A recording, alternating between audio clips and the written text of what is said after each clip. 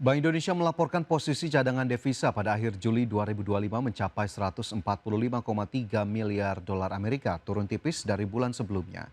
Posisi cadangan devisa Juli 2026 dipengaruhi oleh penerimaan pajak dan jasa, serta penerbitan global bond pemerintah.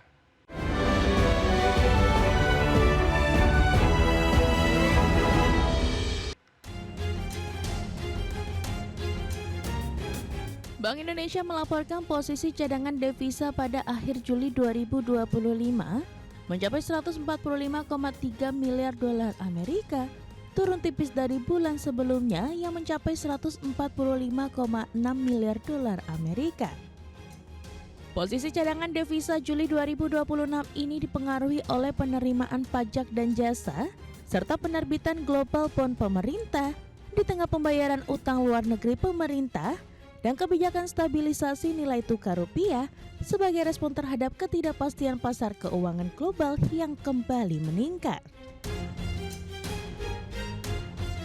Kepala Departemen Komunikasi BI Ramdan Denny Prakoso mengungkapkan cadangan devisa tersebut mampu mendukung ketahanan sektor eksternal serta menjaga stabilitas makroekonomi dan sistem keuangan. Kedepan BI meyakini ketahanan sektor eksternal tetap baik didukung oleh posisi cadangan devisa yang memadai serta aliran masuk modal asing. Sejalan dengan persepsi positif investor terhadap prospek perekonomian nasional dan imbal hasil investasi yang tetap menarik. Selain itu, BI juga terus meningkatkan sinergi dengan pemerintah dalam memperkuat ketahanan eksternal guna menjaga stabilitas perekonomian untuk mendukung pertumbuhan ekonomi yang berkelanjutan.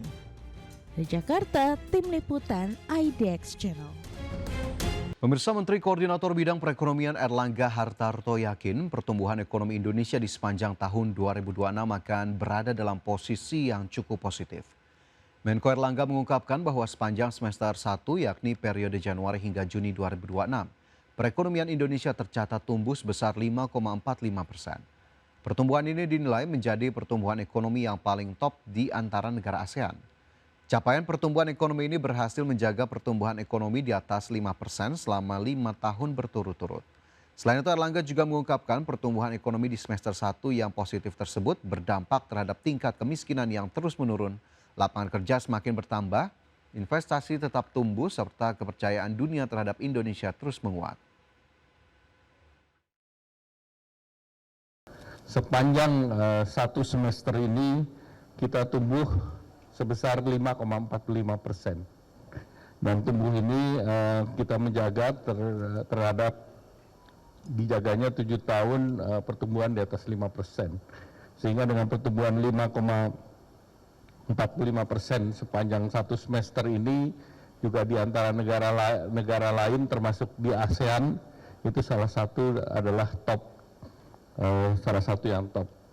Kita kemarin lihat Thailand, bukan cuma Thailand, Vietnam yang sedikit di atas kita di.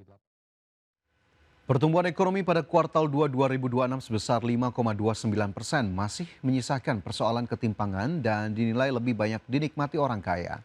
Ekonom Indef menilai perbaikan kualitas pertumbuhan ekonomi perlu dimulai dari penguatan daya beli masyarakat secara organik, bukan hanya melalui stimulus jangka pendek. Pertumbuhan ekonomi pada kuartal 2 2026 tercatat sebesar 5,29%. Meski demikian, kualitas pertumbuhan ekonomi Indonesia dinilai masih menyisakan persoalan ketimpangan.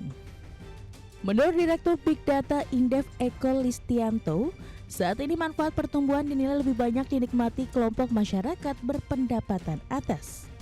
Hal tersebut tercermin dari meningkatnya rasio ketimpangan atau Gini rasio pada Maret 2026 yang meningkat dari 0,363 pada September 2026 menjadi 0,368 pada Maret 2026. Eko menilai kenaikan ketimpangan di tengah pertumbuhan ekonomi menjadi pekerjaan rumah bagi pemerintah. Sebab pertumbuhan yang lebih tinggi semestinya juga diikuti pemerataan manfaat bagi seluruh lapisan masyarakat. Eko menyebut perbaikan kualitas pertumbuhan ekonomi perlu dimulai dari penguatan daya beli masyarakat secara organik Bukan hanya melalui stimulus jangka pendek, salah satu caranya dengan menciptakan lebih banyak lapangan kerja formal. Kalau kita lihat juga manfaat dari pertumbuhan ekonomi, kalau kita lihat dari Gini rasionya, itu juga semakin mengarah ke masyarakat lapisan atas ya. Kita lihat terdapat ini ya, Gini rasio yang secara rata-rata itu sedikit meningkat ya, 0,363 menjadi 0,368 ya.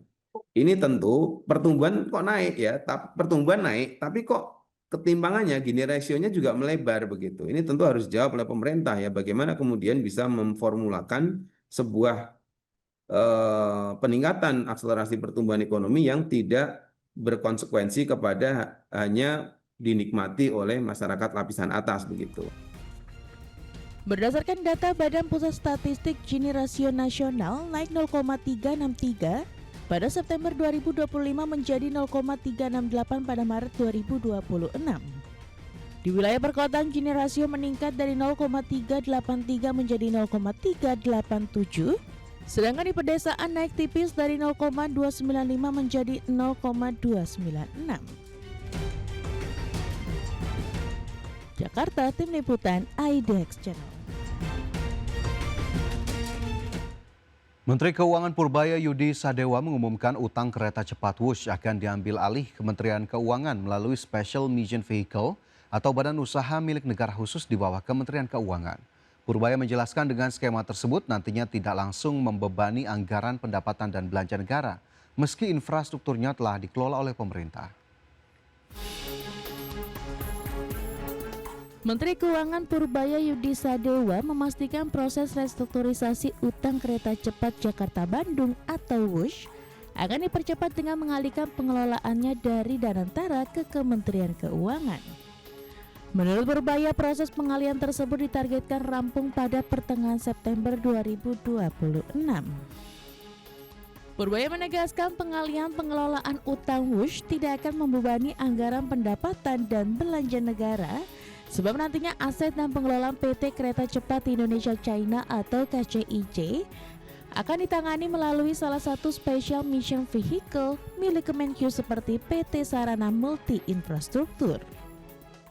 Dialihkan Kemenkyu dikelola saya semuanya KCIC itu, tapi nanti akan kita pakai salah satu tangan BUMN SMV fiskal kita untuk mengelola itu. Kita kan punya banyak juga, ada SMB, ada ini, ada lain-lain. Jadi nggak langsung jadi tanggung jawab APBN. Jadi walaupun oleh pemerintah tidak akan membebani APBN. Kepemilikannya KCIC nanti di mana Pak? Saya. Oh, berarti bukan di bawah KAI lagi? Bukan. Pak, berarti nanti akan ada suntikan dana ke KCIC? Atau suntikan dananya melalui SMV, terus baru SMV ke KCIC? Kalau SMB kan punya untung juga, sebagian biarkan ke situ keuntungan. Kira-kira begitu gambaran kasar.